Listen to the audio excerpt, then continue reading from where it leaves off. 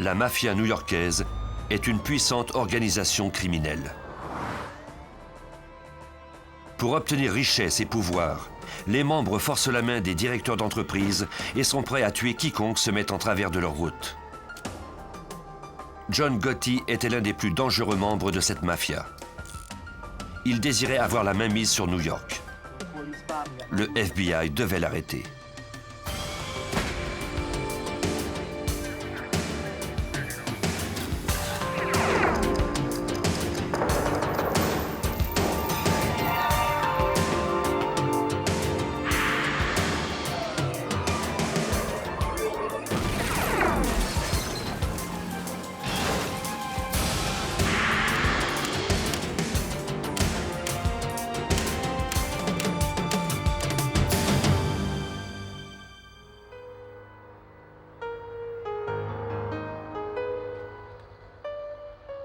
New York est le centre du crime organisé en Amérique. Les 5 familles qui constituent la mafia new-yorkaise ont corrompu les syndicats, dirigent des rackets d'extorsion et se sont infiltrés dans toutes les industries importantes de la ville en semant la terreur sur leur passage. Les querelles au sein de ces familles du crime naissent souvent de rivalités pour contrôler syndicats et industries. En général, leurs conflits se résolvent dans la violence. En 1970, la famille Gambino était l'une des plus violentes et des plus puissantes organisations criminelles aux États-Unis. À la fin de cette décennie, le FBI décida de mettre un terme au règne de terreur de la mafia. Le bureau de New York mit sur pied 5 escouades spéciales afin d'enquêter sur chaque famille et de trouver un moyen de les arrêter. L'agent Bruce Moore supervisait l'escouade qui enquêtait sur la famille Gambino. Nous n'obtenions jamais les résultats escomptés dans notre lutte contre le crime organisé à New York. Nous avons donc constitué des équipes pour cibler chacune des familles et tenter de résoudre le problème. Notre escouade a été formée en 1980. Notre mission était de mettre la famille Gambino derrière les barreaux. Les cibles principales de l'escouade de Moore étaient le chef de la famille Gambino, Paul Castellano et Neil Della Croce, le numéro 2. Castellano avait pris la tête de la famille en 1976 suite à la mort naturelle de Carlos Gambino, celui qui avait donné son nom à la famille. L'escouade enquêtait également sur les plus puissants capitaines de la famille comme John Gotti. Ces capitaines dirigent des équipes de soldats qui effectuent les activités criminelles journalières de la famille. Ainsi, les équipes de Castellano commettaient les crimes, mais jamais Castellano lui-même. L'arrêter était pratiquement impossible. Le FBI apprit que la hiérarchie de la famille Gambino était très bien protégée. L'armée était constituée de 50 capitaines qui contrôlaient plus de 300 hommes. C'était une organisation importante et impénétrable. La police ne pouvait y avoir accès que par le biais de caméras de surveillance. Heureusement, une série de nouvelles lois votées par le Congrès américain stipulait que celui qui avait ordonné l'acte criminel était aussi coupable que l'auteur du crime lui-même. Pour parvenir à faire accuser tous les membres de la famille Gambino, le FBI devait trouver le moyen de les enregistrer pendant qu'ils discutaient de leur entreprise criminelle. Mao et son escouade devaient patiemment et méthodiquement pénétrer au sein de la structure complexe de la famille Gambino. Plusieurs années seraient nécessaires pour accomplir cette mission. Castellano dirigeait la famille comme une grande entreprise. Dans la mafia, on l'avait surnommé le pape. Il s'était servi des syndicats pour renforcer son emprise au sein de diverses industries de New York. Lewis Chiliro est le chef du bureau du FBI de New York. C'est un expert en matière de crime organisé. Une des plus importantes activités de la famille Gambino consistait à contrôler les syndicats de New York. Elle était très influente au sein du syndicat des débardeurs, des syndicats reliés à l'industrie de la construction et du transport. En contrôlant les syndicats, la famille Gambino avait la main mise sur l'industrie de la construction à New York et une importante influence sur l'industrie du vêtement. Cela générait une importante source financière pour la famille. Castellano gérait habilement ses intérêts. Castellano s'était rendu compte qu'il devait régner sur son monde par la peur et la terreur. Il disposait donc d'une équipe d'hommes de main qui n'hésitait pas à tuer, dépecer des corps et d'autres horreurs du genre. Même si Castellano était reconnu comme un homme d'affaires, c'était un type coriace, au tempérament explosif, colérique, capable de tuer un individu au pied levé. Il était pratiquement impossible de rejoindre Castellano directement. Sa résidence de Staten Island était une forteresse surveillée par des gardes armés. Il avait aussi fait installer un système d'alarme sophistiqué. Les agents n'avaient aucune preuve que Castellano dirigeait des affaires criminelles chez lui. Sans ces preuves, la Cour n'autoriserait jamais le FBI à cacher des micros chez lui, ni à mettre sa ligne téléphonique sous écoute.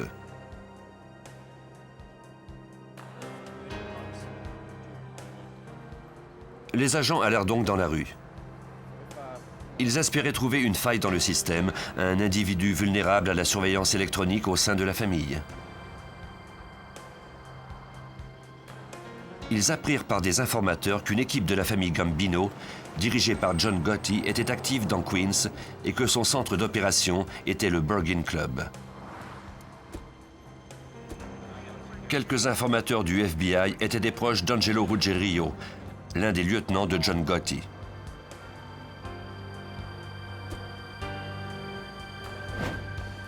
Dans le milieu, le gang de Gotti était reconnu pour être l'un des plus cruels de la famille Gambino.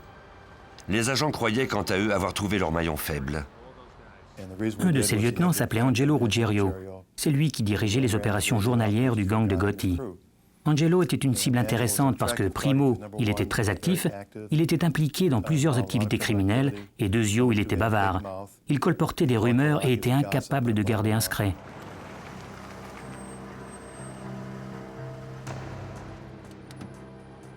Mao mit rapidement sur pied des équipes pour identifier, noter et classer le nom de tous les individus qui entraient au Bergin Club.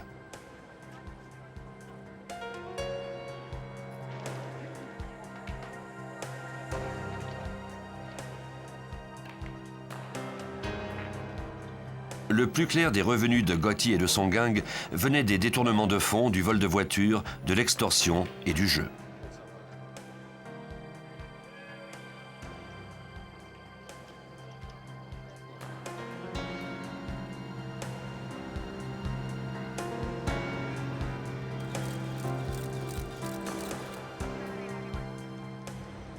Selon des informateurs, Ruggerio discutait parfois des affaires de l'organisation en se servant du téléphone de sa fille. Il était convaincu que sa ligne ne serait jamais mise sous écoute.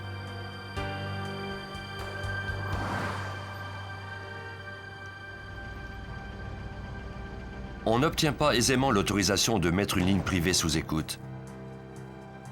Il faut arriver à convaincre un juge d'une cour fédérale que la personne visée est impliquée dans des activités criminelles et que l'écoute permettra d'obtenir des preuves. Si les conversations ne sont pas reliées au crime, on doit alors interrompre l'écoute. Dans les derniers mois de 1981, les déclarations de l'informateur suffirent à convaincre le juge que le téléphone de la fille de Ruggerio devait être mis sous écoute. L'escouade de Mao avait enfin trouvé un moyen de s'infiltrer au sein de la famille Gambino.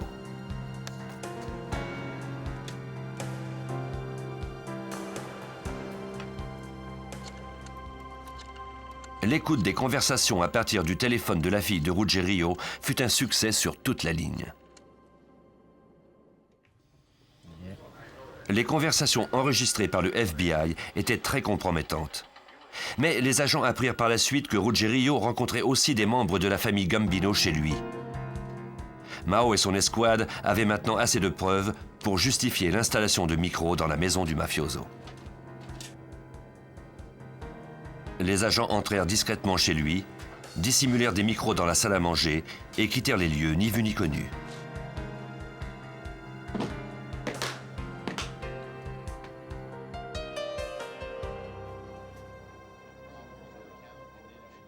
La mafia a toujours réussi à garder une longueur d'avance sur la police.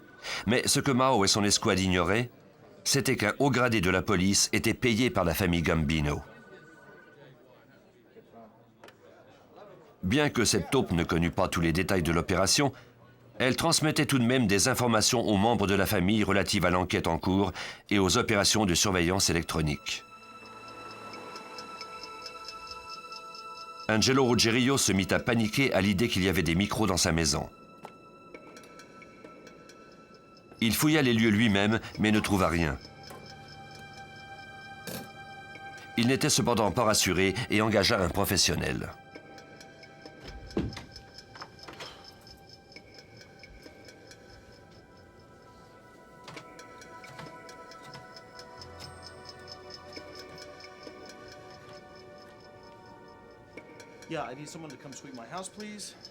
Ruggerio demanda à ce dernier de vérifier sa ligne téléphonique. Les agents du FBI entendirent la conversation.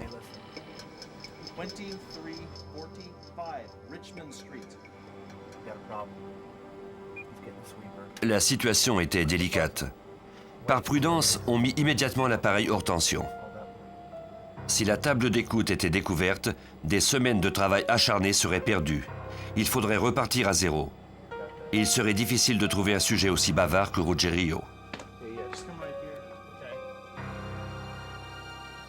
Le professionnel arriva avec le matériel de détection électronique le plus sophistiqué qui soit.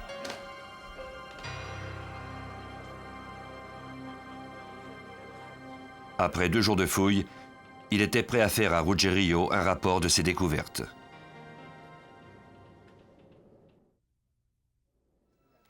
Deux jours après les fouilles dans la maison de Ruggerio, des agents arrêtèrent le professionnel qu'il avait engagé. Heureusement, son équipement ne fonctionnait pas et il avait affirmé à Ruggerio qu'il n'y avait aucun micro dans sa maison. C'était un vrai coup de chance pour le FBI. Non seulement les micros n'avaient pas été découverts, mais Ruggerio se sentait à l'aise de parler en toute liberté dans sa maison. Et c'est ce qu'il fit, directement dans les micros du FBI. Lentement, le FBI gravissait les échelons au sein de la hiérarchie de la famille Gambino. Pour les agents, les conversations enregistrées étaient une mine d'or. Lors d'une rencontre entre Ruggerio et ses associés, les agents apprirent que ce dernier faisait le trafic d'héroïne avec Eugenie, le frère cadet de John Gotti. Pendant 6 mois, Angelo et Eugenie Gotti avaient distribué 50 kilos d'héroïne dans New York seulement. Tous les détails de ces transactions étaient enregistrés par le FBI. Il y avait alors une règle au sein de la mafia. On ne tolérait pas le trafic de drogue. Le châtiment était la mort sans autre forme de procès. Ruggerio n'avait pas obtenu l'autorisation du chef pour tremper ainsi dans le trafic de drogue, et il connaissait les conséquences de cette dérogation. Le gouvernement était convaincu de pouvoir remporter la bataille. En septembre 1983, Ruggerio et Eugenie Gotti furent accusés d'avoir dirigé un important réseau de distribution d'héroïne et d'avoir fait entrave à la justice. Toutes les personnes inculpées faisaient partie du gang de John Gotti. Malgré cela, son nom n'avait jamais été prononcé dans les conversations enregistrées. Mais avec cette mise en accusation, Castellano apprendrait vite que les hommes de Gotti faisaient le trafic de drogue. Pour les agents du FBI, une autre information allait s'avérer très importante. Peu de temps avant d'être inculpé pour trafic d'héroïne, Ruggerio avait rencontré d'autres hommes de la famille. Il leur avait raconté que Gotti et lui-même se rendaient chez Paul Castellano tous les dimanches pour la rencontre hebdomadaire de la famille. Angelo a raconté en détail ce qui se produisait chez Castellano. Nous savions tout ce qui se passait au sein de la famille grâce à lui. Le lendemain, d'autres hommes se rendaient chez lui et Angelo racontait à nouveau ce qui s'était produit. Nous savions donc les moindres détails de la famille Gambino grâce à Angelo Ruggerio, John Gotti et Paul Castellano. Ces informations allaient permettre au FBI d'obtenir l'autorisation de placer des micros dans la maison du chef de la famille Gambino, Paul Castellano. Des agents parvinrent à pénétrer chez lui et à cacher des micros. Peu de temps après, ils commencèrent à enregistrer des conversations qui indiquaient sans équivoque que Paul Castellano dirigeait la famille Gambino, qu'il supervisait une multitude de rackets qui coûtaient des millions de dollars chaque année aux citoyens américains. Castellano rencontrait ses capitaines pour discuter de leurs affaires. le FBI identifia l'un des capitaines comme étant Sammy Gravano, surnommé The Bull, ou le taureau. Gravano obtenait ses revenus de l'industrie de la construction. Il était aussi devenu expert dans l'art de tuer.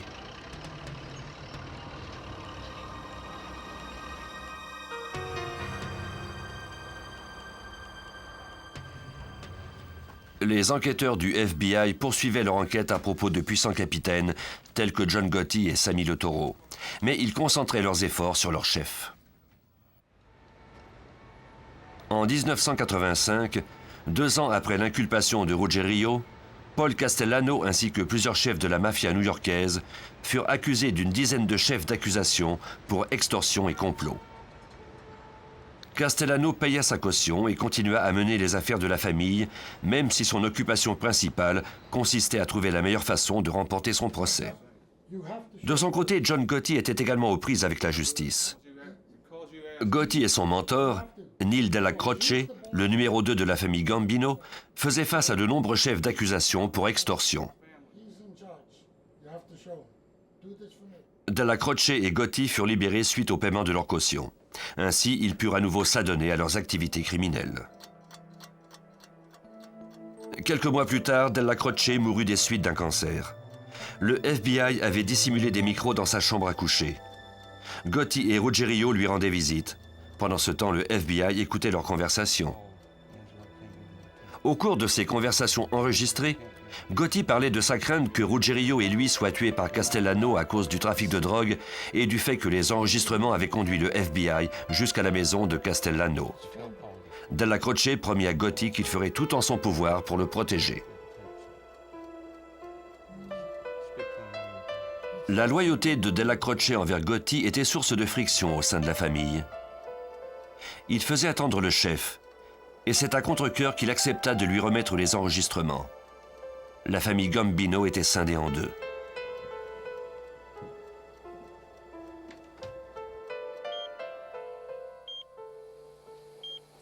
Puis, au début de décembre 1985, Neil Della Croce, le numéro 2 de la famille Gambino, mourut chez lui des suites d'un cancer.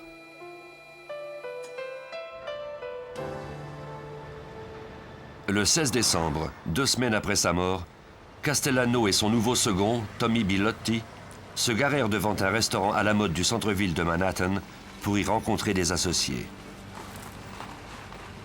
Au moment où ils sortaient de la voiture, des hommes s'approchèrent d'eux et firent feu.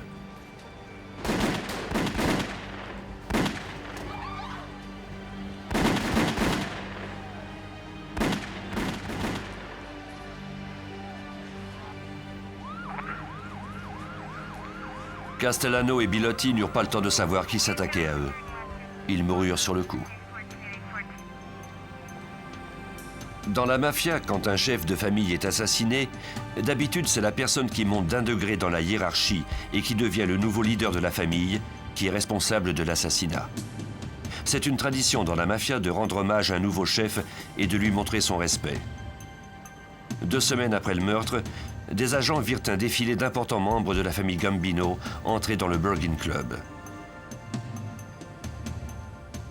C'était la rencontre avec John Gotti. Les agents examinèrent son passé criminel ainsi que son ascension au sommet de la mafia. John Gotti s'était associé à la famille Gambino vers 1970. En 1973, il avait impressionné le chef en tuant l'homme qui avait enlevé et assassiné un parent de Carlos Gambino. Gotti avait été emprisonné 2 ans avant d'obtenir sa libération conditionnelle. Il avait rapidement acquis le respect de la famille. Il avait ensuite rapporté beaucoup d'argent aux Gambino par le biais de prêts à taux usuraires et de jeux d'argent.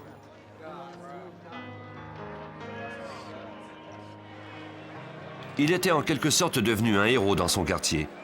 Lors de la fête nationale américaine, le 4 juillet, il organisait de grandes fêtes et des feux d'artifice. L'agent spécial George Gabriel fut assigné à l'escouade de Mao en 1985. Il devint rapidement un expert sur John Gotti.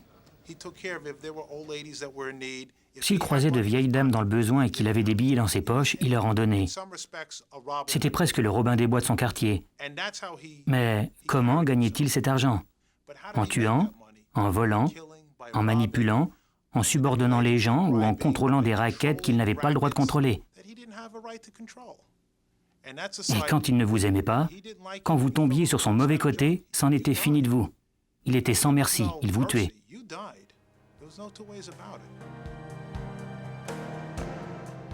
Gotti était le chef, mais il avait encore des démêlés avec la justice. 6 mois après avoir pris la tête de la famille Gambino, il fut mis en détention en attendant son procès. La prison ne freina pas ses activités. À partir de sa cellule, Gotti commanda un meurtre. L'homme visé était Robert Di Bernardo, un des associés très proches de Gotti. L'assassinat de Di Bernardo fut organisé par Angelo Ruggerio, qui attendait toujours son procès pour trafic de drogue. Angelo était l'un des rares hommes que voyait Gotti en prison. Il lui a dit que Robert Di Bernardo avait eu des propos subversifs à son égard. Il disait que John n'avait pas la stature pour diriger la famille et qu'on devrait trouver un autre chef. Angelo rapportait ces propos parce qu'il devait lui-même beaucoup d'argent à Robert Di Bernardo et qu'il espérait ne pas le rembourser.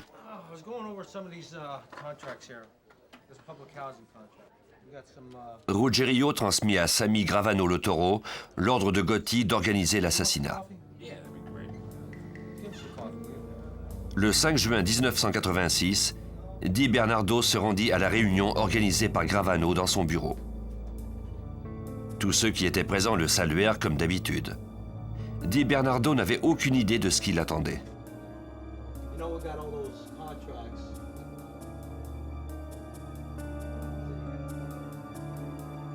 On lui tira une balle dans la nuque. On ne retrouva jamais son corps.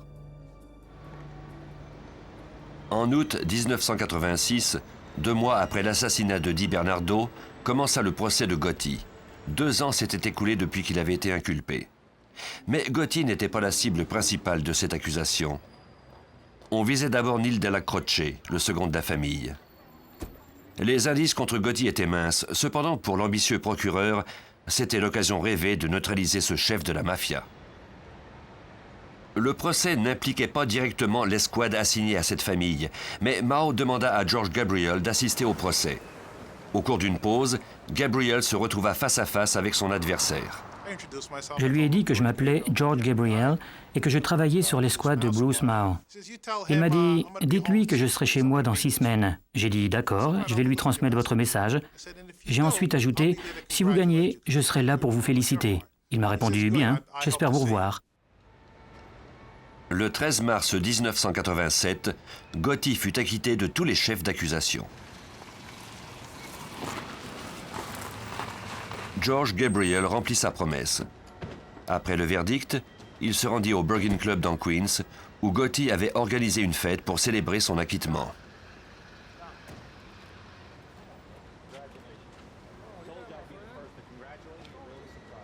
Il félicita Gotti. Pour la presse, le public et ses 2 procureurs, Gotti semblait inattaquable.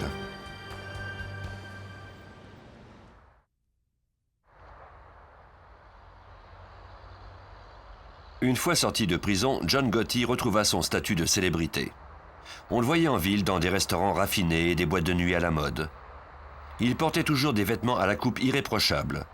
On l'avait déjà surnommé le parrain fringant. Maintenant, on l'appelait le parrain Téflon, parce que les accusations semblaient lui glisser sur le dos. Les médias le représentèrent comme étant un opprimé qui avait réussi à vaincre l'État. Mais maintenant, c'était au tour de Mao d'accumuler des preuves contre Gotti. Je n'aime pas qu'un tel homme soit glorifié. Pour moi, c'est un criminel, un terroriste. Il ne croit pas à notre système, il ne croit pas au vote, à l'Église, ni à la famille. C'est un meurtrier. Comment peut-on croire qu'un tel homme est un modèle pour nos enfants? Cela me met très en colère. Pour accumuler les preuves contre Gotti, Mao devait d'abord trouver de quel endroit il dirigeait ses affaires. Les micros cachés au Bergen Club ne donnaient plus rien. Depuis que Gotti dirigeait la famille Gambino, il n'y passait plus autant de temps. L'escouade demanda aux informateurs à quel endroit se tenaient les réunions importantes du nouveau parrain. Il fallut 8 mois pour le savoir. Au début de 1988, ils trouvèrent enfin le nouveau quartier général de Gotti. Ce dernier avait fait du Rave Night Social Club de la Petite Italie son quartier général. C'était un geste symbolique, puisque le Rave Night était l'ancien club de son mentor, Neil Della Croce. C'est à cet endroit que Gotti rencontrait ses capitaines et dirigeait les affaires de la famille. Des agents louèrent un appartement au bout de la même rue que le club. On installa une caméra ultra puissante pour filmer tous ceux qui y entraient. En février 1988, le FBI obtint l'autorisation de la cour de dissimuler des micros dans le Rave Night. Les quelques 30 ou 40 personnes en permanence dans la pièce rendaient cependant l'écoute des conversations difficiles. De plus, le propriétaire faisait jouer des cassettes avec un bruit de fond, ce qui rendait presque impossible le déchiffrage des conversations.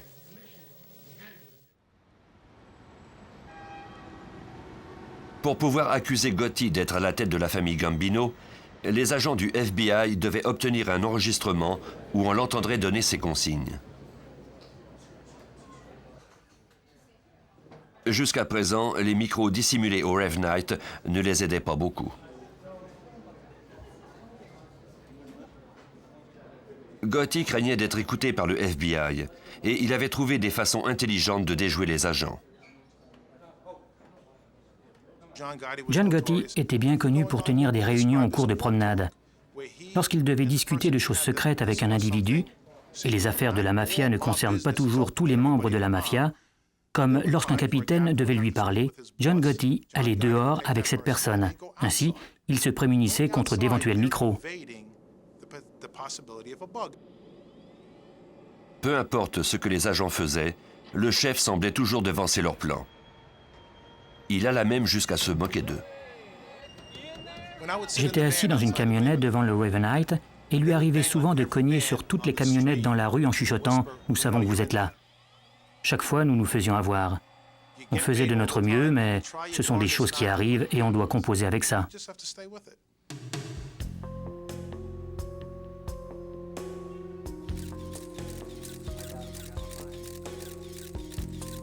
John Gotti commanda un nouveau meurtre à l'insu du FBI. Cette fois-ci, il s'agissait de Louis Melito, un soldat de Gambino dont la loyauté envers Gotti était suspecte. Gotti croyait que Melito était une menace pour l'administration de la famille parce qu'il avait été un associé très proche de Paul Castellano et de Tommy Bilotti. Sammy Le Toro accepta d'organiser le meurtre. Lui non plus n'avait pas besoin de Melito. Il craignait que ce dernier déploie ses tentacules dans l'industrie de la construction qu'il contrôlait. Melito fut assassiné sous la supervision de Gravano. Son corps fut enlevé et ne fut jamais retrouvé. Le FBI apprit la nouvelle par le biais d'informateurs qui avaient entendu la rumeur. Une fois encore, on ne disposait pas de preuves suffisantes pour arrêter Gotti. C'était très frustrant parce que nous étions près du but. Nous avions filmé ces hommes. On pouvait les voir aller et venir. Nous étions si près et à la fois si loin de notre but. Le FBI fit enlever les micros, mais l'escouade qui enquêtait sur la famille Gambino refusait d'abandonner.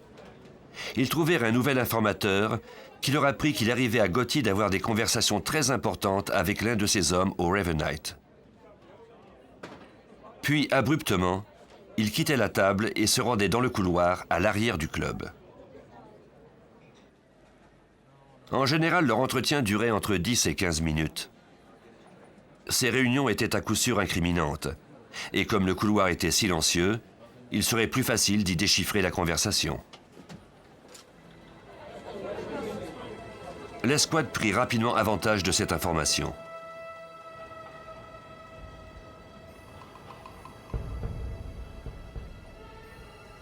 En octobre 1989, des agents placèrent des micros dans le couloir en question. Ils enregistrèrent les rencontres de Gotti avec plusieurs des membres de la famille Gambino.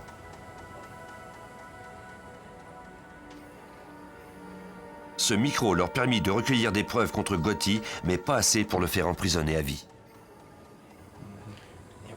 Il fallait que Gotti rencontre ces hommes ailleurs dans l'immeuble. Dans un endroit où il se sentait en sécurité pour parler.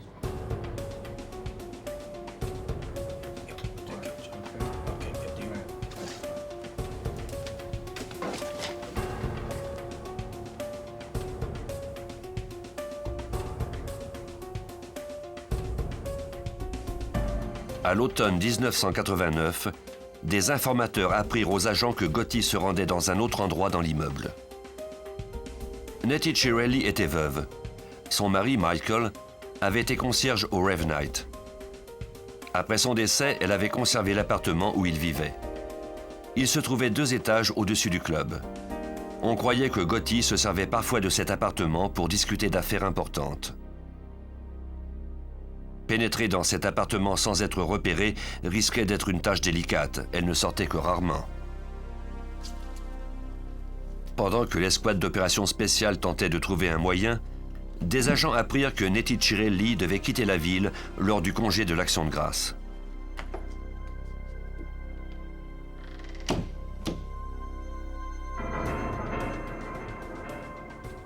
C'était l'occasion d'agir. Les agents se mirent au travail. Ils s'introduisirent dans l'appartement au cours de la nuit et dissimulèrent des micros.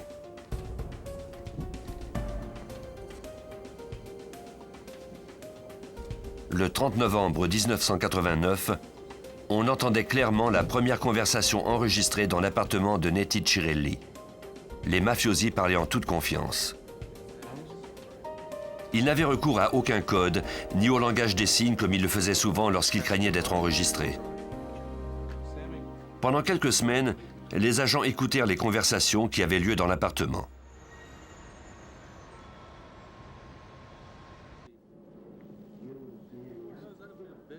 Le 12 décembre 1989, ils obtinrent enfin ce qu'ils espéraient. Gotti et son second, Frank Locascio, se rencontrèrent ce jour-là à l'appartement. Au cours d'une conversation plutôt décousue, Gotti divulgua des informations qu'il regretterait amèrement plus tard. Il expliquait le fonctionnement du racket des syndicats et d'autres crimes. Il disait également vouloir faire assassiner plusieurs individus. Les agents qui écoutaient Gotti au cours de cette soirée n'en croyaient pas leurs oreilles. Mais le plus troublant fut ce que Gotti déclara à propos de Sammy Gravano. Pendant plus d'1 heure, Gotti s'acharna sur le sort de Sammy. Il disait que ce dernier était de plus en plus rapace, qu'il touchait des commissions trop élevées du racket de la construction. Il en menait trop large et ne respectait pas l'autorité de Gotti. Le chef déclara également que les 2 meurtres qu'il avait commandés avaient en fait été commis parce que Sammy protégeait ses propres intérêts. Selon Gotti, Sammy l'avait contraint à commander les assassinats de Di Bernardo et de Milito. C'était une conversation très importante. Au cours de cette longue diatribe, John avouait ses 2 meurtres. Il affirmait qu'il avait commandé les assassinats de Robert Di Bernardo et de Louis Milito. Selon lui, c'était Gravano qui l'avait poussé à les faire tuer. Il a également parlé de Louis Di Bono, un autre associé de Sammy qu'il comptait faire tuer. John a ensuite expliqué comment il contrôlait les divers syndicats et l'argent qu'il touchait de ses activités illégales. Pour nous, c'était aussi révélateur que l'arme du crime. C'était l'enregistrement le plus incriminant dont nous disposions. Après avoir enregistré quelques autres conversations, le micro de l'appartement fut mis hors service en mai 1990. Pour l'escouade de Mao, toutes ces années de patience avaient finalement porté fruit. Ils disposaient maintenant de preuves solides et elles provenaient de John Gotti lui-même. Au cours des mois suivants, les agents préparèrent l'accusation. L'enquête entourant la hiérarchie de la famille Gambino qui avait débuté 10 ans plus tôt allait bientôt être terminée.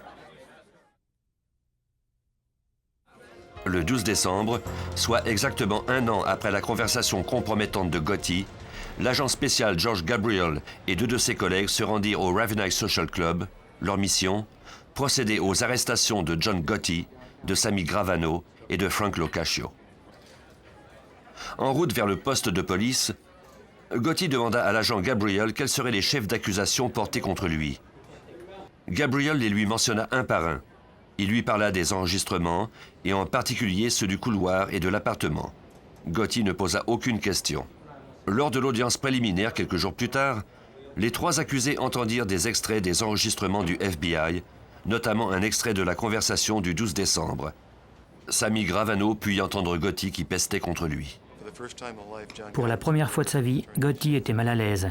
Il virait au bleu, au rose, et semblait vouloir se cacher sous la table. Sammy, de son côté, devenait de plus en plus rouge. On pouvait voir qu'il était prêt à exploser comme un pétard à mèche. Et l'enregistrement a fait comprendre à Gravano que Gotti et lui ne pourraient pas coexister si jamais il sortait de prison.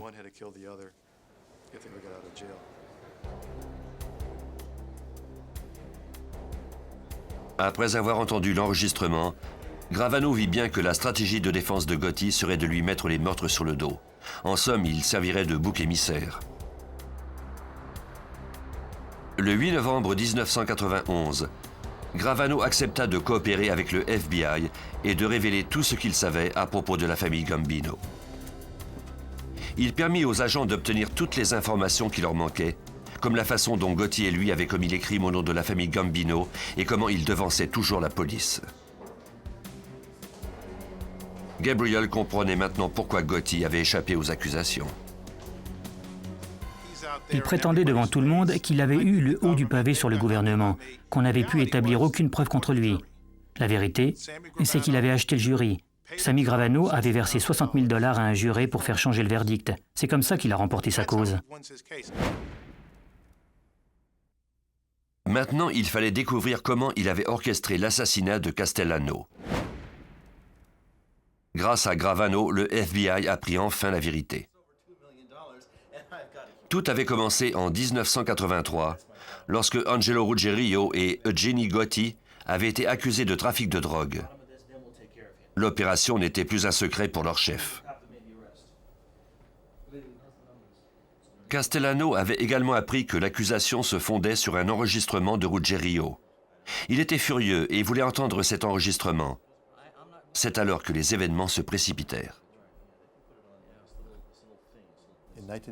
En 1984, les enregistrements ont enfin été remis à la défense.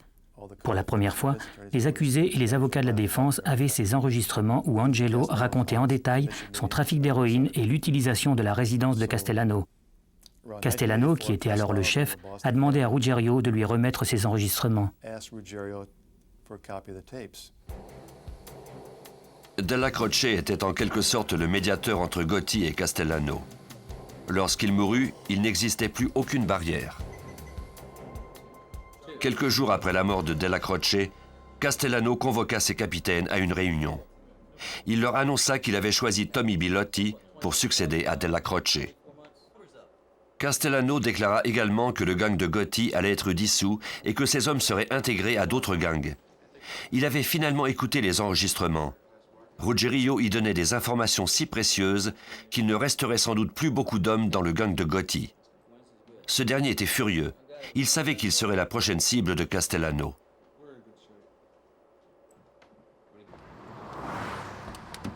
Gotti commença alors à planifier un renversement. Il demanda à Ruggerio d'approcher 3 des 4 autres familles de la mafia. Il désirait savoir si ces derniers accepteraient de fermer les yeux si jamais il arrivait quelque chose à Castellano. Tous répondirent qu'ils n'interviendraient pas. Gotti choisit ensuite quelques soldats pour planifier l'assassinat. Un des membres de la famille Gambino en particulier devait jouer un rôle très important.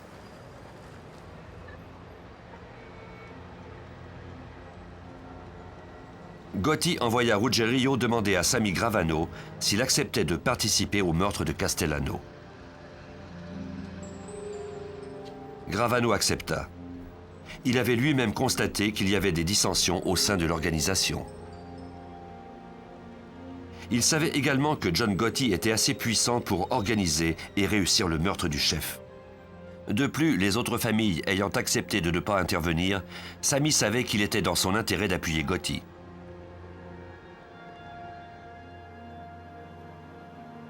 Ce dernier mit sur pied une équipe de 5 hommes pour organiser l'assassinat de Castellano. Ces membres de la famille Gambino se faisaient appeler les 5 coups de poing. Préparer l'assassinat d'un chef d'une des plus grandes familles de la mafia était complexe.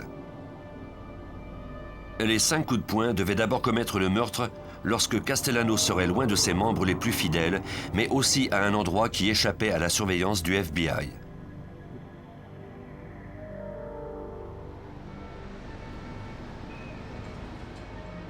L'occasion se présenta à la mi-décembre 1985. Castellano avait demandé à 5 de ses capitaines de le rencontrer dans un restaurant du centre-ville de Manhattan. Il ignorait que l'un d'entre eux était engagé par Gotti.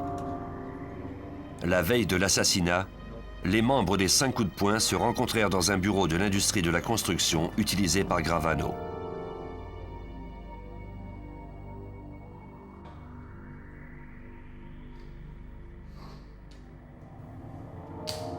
Quatre tireurs d'élite avaient été engagés, 2 pour Castellano et 2 autres pour son chauffeur et le second Tommy Bilotti.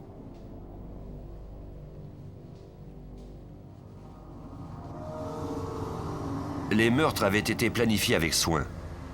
Le 16 décembre, l'équipe se rencontra dans un parc à environ 2 km du restaurant. Les tireurs devaient se regrouper 2 par 2 devant le restaurant.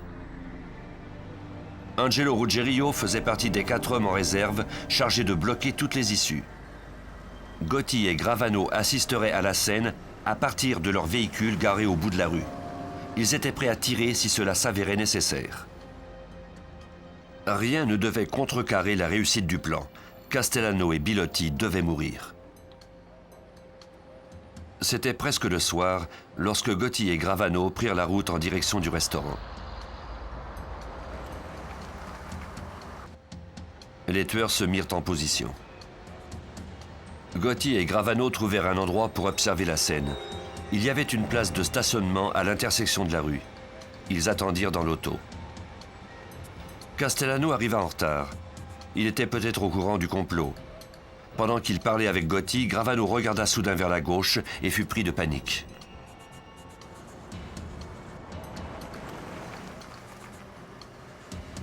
C'était une Lincoln noire. Bilotti était derrière le volant et Castellano était assis à ses côtés. Pendant un moment, Gravano et Gotti crurent qu'ils avaient été repérés.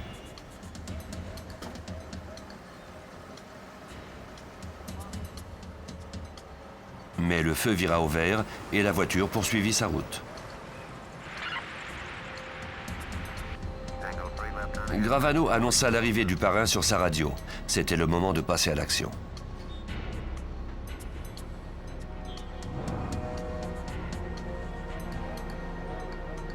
Alors que Bilotti garait son auto, les tireurs s'avancèrent.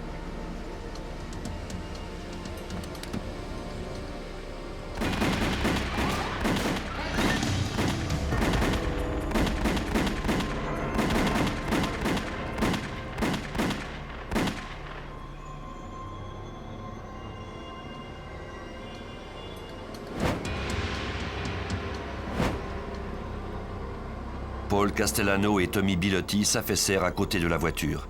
Ils avaient reçu 6 projectiles chacun. Les détails fournis par Gravano à propos des meurtres mettaient fin aux spéculations de la police. Conformément au marché qu'il avait conclu, Gravano témoigna contre son ancien chef. Il admit avoir joué un rôle dans 19 meurtres reliés à la mafia. Il écopa de 5 ans de prison. Il entra volontairement dans un programme de protection des témoins. Le 2 avril 1991, John Gotti fut jugé coupable de 5 meurtres, dont celui de Paul Castellano et de Tommy Bilotti. Il fut également trouvé coupable d'avoir entravé le cours de la justice et d'avoir participé à des rackets. En particulier, il fut accusé de corruption d'un policier et d'un juré, de crimes reliés au jeu, aux paris de course de chevaux, de défaut de paiement de ses impôts et de tentative de meurtre. John Gotti devra finir ses jours en prison. Il n'a plus sa cour d'admirateur, ses complets à la coupe irréprochable, ni son style flamboyant. Bien d'autres membres de la mafia ont pris le même chemin que John Gotti ces dernières années. La décision du FBI d'en finir avec le crime organisé continue d'avoir des effets bénéfiques. Louis Chiliro, le directeur du bureau de New York, est optimiste. Aujourd'hui, les gens de New York peuvent décider de construire un immeuble sans que la Cosa Nostra ne s'en mêle. Les propriétaires de restaurants de la ville peuvent mettre leurs ordures au chemin sans se faire rançonner s'ils n'ont pas choisi la bonne entreprise de ramassage d'ordures. Les vendeurs de poissons de Fulton Market peuvent se faire une honnête compétition sans devoir payer une redevance à la mafia new-yorkaise. Nous avons fait beaucoup de chemin. Il y a encore beaucoup à faire, mais je crois que la population de New York commence à sentir les résultats. Des guerres se jouent encore tous les jours dans les rues de la Grosse Pomme. Les familles de la mafia continuent à extorquer et à tuer. Mais grâce aux efforts du FBI, en arrêtant des criminels comme John Gotti, l'étau de la mafia se desserre peu à peu.